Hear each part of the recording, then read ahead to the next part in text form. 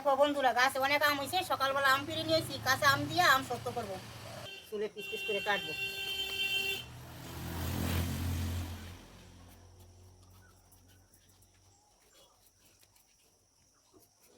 দেখো বন্ধুরা, রান্নাঘরে এসে গেছি।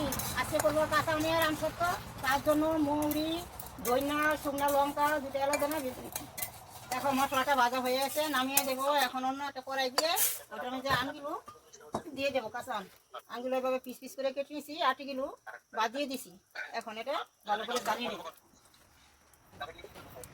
দেখো আমটা সিদ্ধ হয়ে গেছে, এখন চিনি দিয়ে দেবো।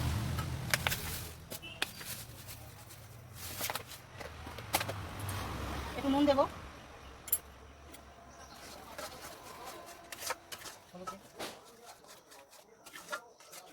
আর আসার জন্য একটু হলুদ দিলাম, আর লঙ্কার গুঁড়ো দিয়ে দেবো।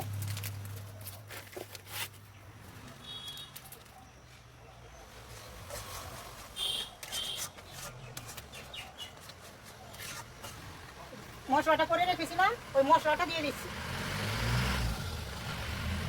দিয়ে ভালো করে নেড়ে চেড়ে নামিয়ে দেবো।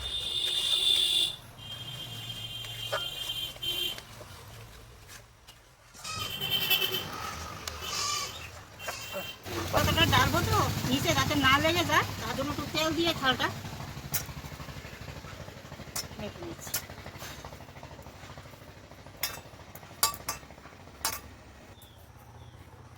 দেখো আমটা হয়ে গেছে, এখন নামিয়ে দেবো।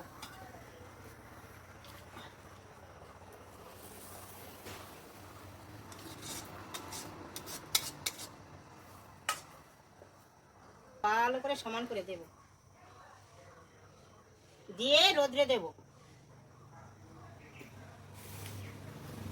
2 দিন রোদ দিলে আম সত্য রেডি।